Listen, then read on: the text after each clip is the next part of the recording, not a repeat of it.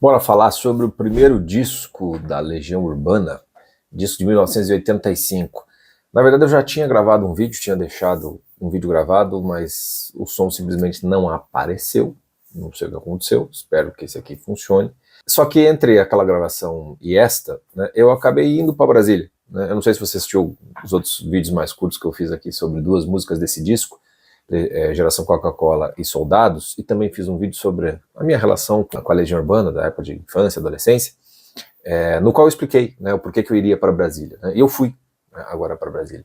E aí é claro que o que eu vi e vivi lá modifica um pouco, né, traz algumas coisas a mais ou diferentes do que eu poderia falar sobre esse disco, especialmente sobre a história que leva, né, a Legião a ter um disco gravado. Para você que não sabe o que eu estou falando, eu sou mediador de leitura de um clube do livro, clube de leitura, chamado Clube Nômade, que é um clube que é voltado com uma finalidade que é a gente viajar através da literatura, ou seja, a gente escolhe livros, romances, de lugares e através desses livros a gente conhece mais e melhor desses lugares. Né? A gente sabe mais sobre o contexto histórico, político, biografia dos autores, a gente tem conexões, conversa com pessoas que são de lá, é algo muito, muito bacana, já tem 10 anos que eu faço a mediação nesse Clube do Livro, tem uma turma virtual que funciona de forma ininterrupta, se você quiser conhecer, vai ter os links aqui para você saber mais a respeito.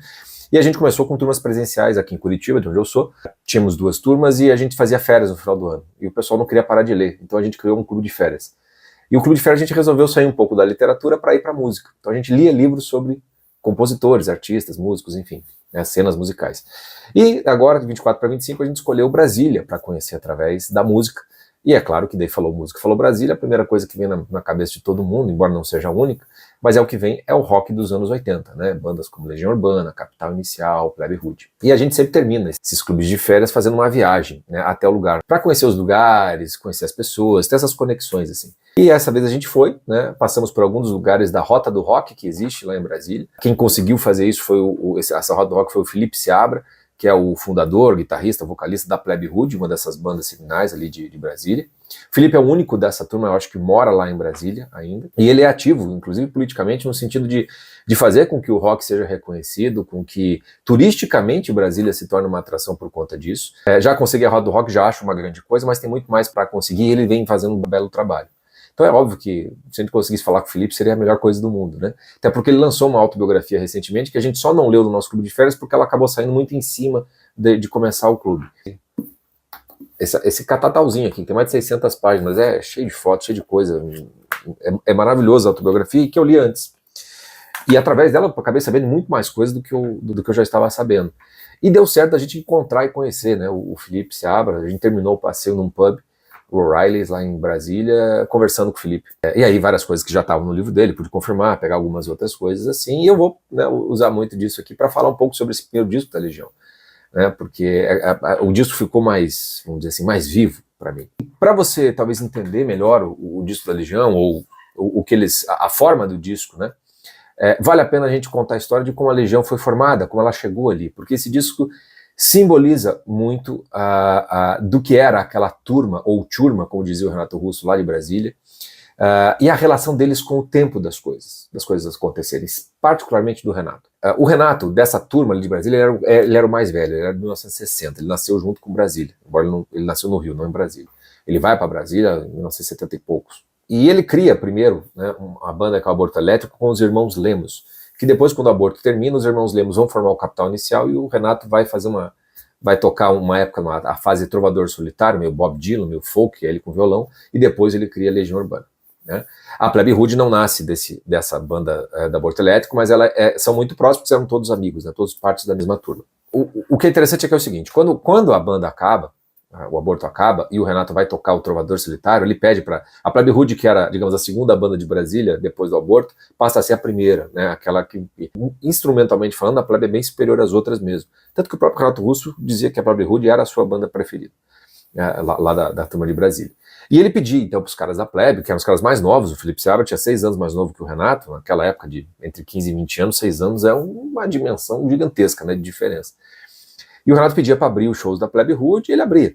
Só que justamente porque a Plebe, ele gostava muito, ela estava tendo um sucesso em termos de público ali, de shows, ele acaba, quero voltar a ter uma banda elétrica. né? E aí ele vai formar então a Legião Urbana, primeiro com o Bonfá, o baterista, que também é 5 anos mais novo que o Renato. O guitarrista ficaria em aberto, a ideia até de Legião Urbana tinha muito a ver Legião por conta da turma, né? E de certo modo os guitarristas poderiam mudar justamente para dar essa ideia de mais gente, né?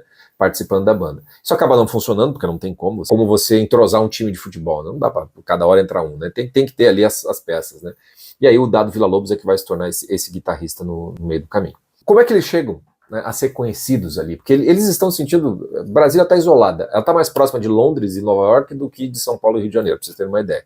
Porque boa parte desses jovens eram filhos de diplomatas, eram filhos de professores universitários que faziam mestrado fora, filhos de funcionários públicos também, mandados, trabalhavam fora. Então eles tinham um canal de conexão muito maior com o que acontecia na cena cultural de Londres e Nova York do que no Brasil. Toda a dimensão musical tem muito pouco de brasilidade e muito dessa presença do que acontecia lá fora, em particular o punk rock e o pós-punk, né, do final da década de 70. O Aborto Elétrico é uma banda punk rock. Já a Legião Urbana, por exemplo, já é uma banda mais pós-punk, né? Ela tem um pezinho no punk, mas ela é mais pós-punk. E eles não tinham esse contato, né? Quando eles começam a perceber que tem alguma coisa acontecendo fora, é quando a Blitz, do Rio de Janeiro, lança o disco. Ele falou, opa, tem alguma coisa acontecendo. Quando eles percebem que o Paralamas do Sucesso, cujos dois dos integrantes eram da turma de Brasília, o Herbert Viana e o Bi Ribeiro, eram também dessa turma de Brasília. O Renato, pela primeira vez que vê uma guitarra elétrica, é no quarto do Herbert Viana. Eles se tornam amigos, e no primeiro disco do Paralamas aparece uma música da Legião, ou melhor dizendo, do Renato, Química. E ainda tem uma outra música, que eu não vou me lembrar o nome agora, que é também o Renato é compositor junto com o Herbert. Os caras da gravadora gostam muito de Química e da outra música, e falam assim, pô, esse cara, quem é, né? Você não tem mais aí? E o Herbert passa uma fita cassete, uma fita demo pra eles. Só que não é da Legião, que ainda não tinha nada gravado, nem dessa maneira amadora. Ele passa uma fita do Trovador Solitário, que é as músicas Eduardo e Mônica, Eu Sei, Faroeste Caboclo, essas músicas voz e violão, mais folk, mais Bob Dylan. A gravadora adora e chama os caras para gravar o disco, em 84, lá no Rio de Janeiro. Só que eles fazem toda uma produção voltada para alguém que vem tocar folk, country, essas coisas assim, não rock and roll. E quando a Legião chega, ela quer fazer o som dela. Isso foi um pipinaço para ser resolvido, deu muitos problemas para produzir o disco, teve que ter troca de produtores várias vezes, literalmente porque assim, os caras estavam produzindo, estavam levando para um lugar que era mais próximo da fita, porque eles foram contratados para isso, e a banda queria uma outra coisa. E nesses conflitos quase que esse disco não sai. Acabou saindo, graças lá ao Maírton Bahia, que era o produtor meu chefe lá, conseguiu fazer as coisas acontecerem, mas o disco ele sofre desse problema. Ele sai muito mais suavizado do que a banda gostaria. E é nítido quando você escuta a edição especial de 30 anos que você encontra no Spotify, YouTube, etc e tal, onde você consegue, tem lá os takes das gravações, tem o disco inteiro e tem também aquilo que é o bastidores, né? Aquilo que não entrou pro disco. Se você prestar atenção, por exemplo, em Será, que é a música que abre o disco, no take que não foi pro disco, e escutar a Será original, você vai ver a diferença, né, do que é a banda de maneira mais crua, né, muito mais com o pé no punk do que qualquer outra coisa, e aquela Será que saiu no original. Não estou dizendo que era melhor ou que era pior, mas só para você entender como a relação foi tensa, como essa produção não foi fácil, e como isso trouxe problemas para o disco em si, porque ele não sai com a sonoridade que a banda gostaria de ter, um pouco mais pesado. Né? Quase todos os discos dos anos 80, na verdade, não saem como as bandas querem, porque a produção é muito pobre e não sabiam como gravar rock naquele período. Foi um aprendizado também na parte das gravadoras para poder sair discos muito melhores. A sonoridade dos discos da década de 90, por exemplo, são infinitamente superiores às da década de 80. Outro bom comparativo, se você quiser, é o próprio primeiro disco do Paralamas, que eles também não gostam da sonoridade, e eles fizeram uma remixagem desse disco em 2023. Se você escutar, a melhora da qualidade da mixagem mostra como as músicas poderiam soar muito melhor. E de fato soavam no ao vivo. No ao vivo a coisa era muito diferente. Mas o fato é que então a Legião chega. E aí, pra gente entender como o disco foi montado, não só esse, como todos da Legião, tá? Todos eles são pensados. As músicas elas se conectam. Em particular, a primeira e a última. Em todos os discos, salvo o último, quando ele já tinha morrido, é o Renato quem faz essa organização dessa forma. Como as músicas vão se encaixar, como vai ser a experiência de escutar o disco. A primeira e a última são, te dou a dica, tá? Qualquer dos discos da Legião, presta atenção na primeira e na última música, você vai encontrar o tema do disco. Você vai encontrar aquilo que vai, né, dar o formato, digamos, é a forma do bolo do disco. Tá? Nesse disco você tem Será, por enquanto. Será? Por enquanto. Para entender por que a forma do disco tem a ver com isso, tem a ver com será que vamos conseguir vencer? Será que nada vai acontecer? Será que é só imaginação? para você entender por que o disco abre com essa dimensão, sabe que vai dar certo? E termina com a coisa assim, mudaram as estações, mas nada mudou, mas eu sei que alguma coisa aconteceu aqui, para você perceber que ele nasce com uma certa angústia do será que vai, e termina com uma certa melancolia do que parece que não deu, mas alguma coisa mudou. Vamos rebobinar um pouco da fita para entender um pouco da vida do Renato Russo. Quando ele tinha 15 anos, ele sofreu de uma doença chamada epifisiólise, se não me engano, uma coisa assim, que deixou ele 6 meses de cama e levou 2 anos para ele se recuperar os movimentos. Né? O filme do Ainda Somos Jovens, acho, somos tão jovens, detalha um pouco bem, até que bem essa parte da vida do Renato. E o fato é que nessa época ele mergulhou muito em música, em literatura, e ele escreveu um livro.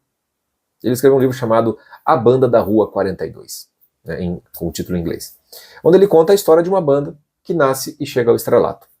É a banda de um vocalista chamado Eric Russell. Né? Ele vai pegar esse russo, que vai ser uma mistura de Rousseau, Bertrand Russell, o matemático, filósofo, e também um pintor francês que tinha esse nome. Vamos deixar isso de lado, não importa.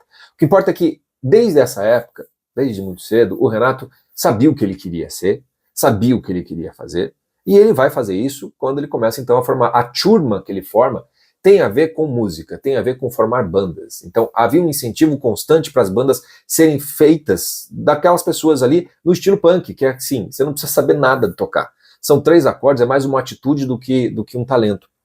Então sai um monte de pequenas bandinhas, as bandas se dissolvem, misturam, vai para lá, vai para cá, vai para cá. Quase que a gente tem uma banda com o Felipe Seabra tocando com o Renato. O Renato convidou tanto o Felipe quanto o André, que é o baixista, e os dois que são hoje o núcleo que permaneceu da Plebe Rude, para tocar junto com ele. Talvez a Legião fosse muito diferente, né? Mas provavelmente não teria dado certo também.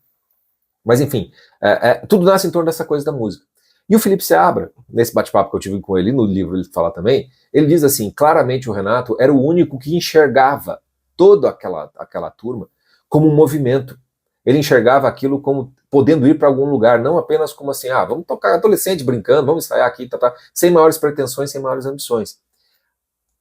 Todo mundo não tinha essas ambições, mas o Renato tinha. Ele tinha um caderninho onde ele anotava os pontos fortes e fracos de cada banda. Ele conversava, ele tinha uma noção estética da imagem, como a coisa tinha que ser. Ele sabia o que estava fazendo, sabia o que ele queria. Aparece a Blitz, aparece o Paralamas gravando. De repente, graças ao Herbert Viana, eles são convidados à Legião, que é uma banda quase que recém-formada até, para gravar alguma coisa. Aqui é preciso entender, o Renato é o mais velho, né? Tem até eles gravam no segundo disco, eles gravam eles não tinham saco para fazer marketing, propaganda, né? Benz a Deus.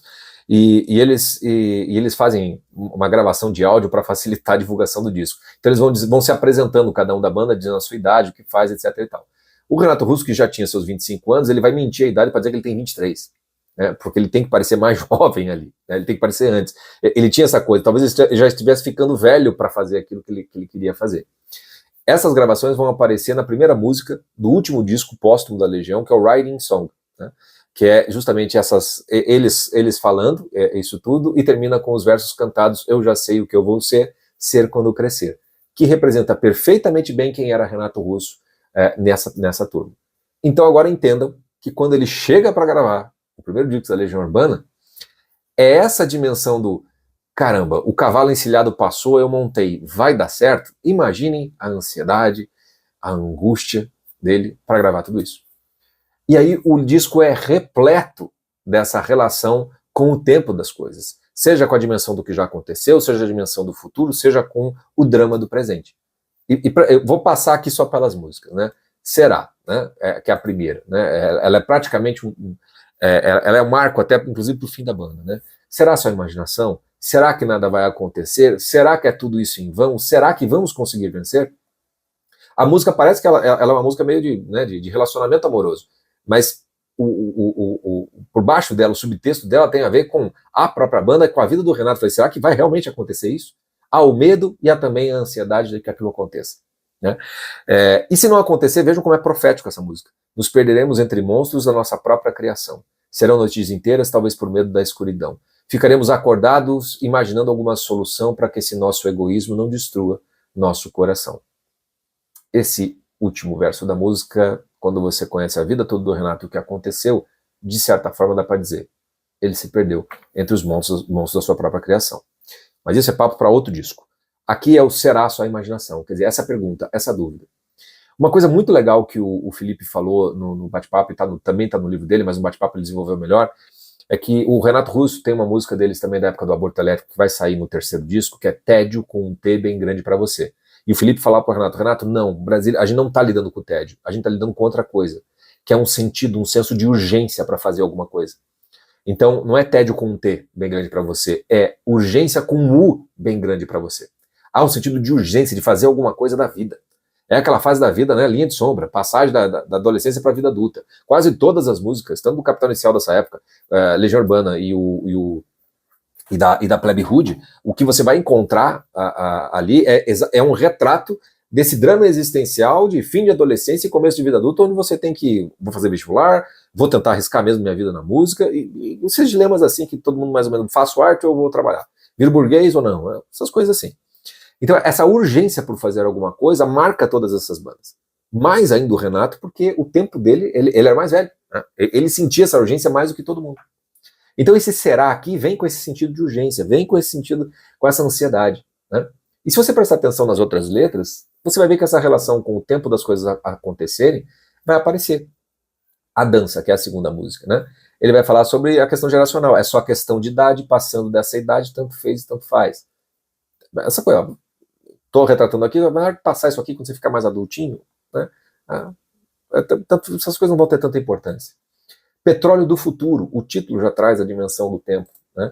Ainda é cedo, né? E eu dizia ainda é cedo, não acaba, não acaba, não acaba, né? Ainda é cedo pode perfeitamente, além de servir para a literalidade da letra, né, que é um relacionamento amoroso, também funciona para a própria noção da banda gravando, quer dizer, talvez não querendo ir embora da realização daquele sonho, né? Ainda é cedo para acabar, né? Geração Coca-Cola tem a coisa geracional também, de novo, né? Essa noção de fazer alguma coisa com o tempo que se tem. Eu já falei dessa música o suficiente. O reggae, que é sobre educação, ele volta a falar do passado e ele diz, me pediram para ter paciência, falhei, gritaram, cresça e apareça. Então essa coisa, ter paciência para as coisas acontecerem, coisa que ele não tinha.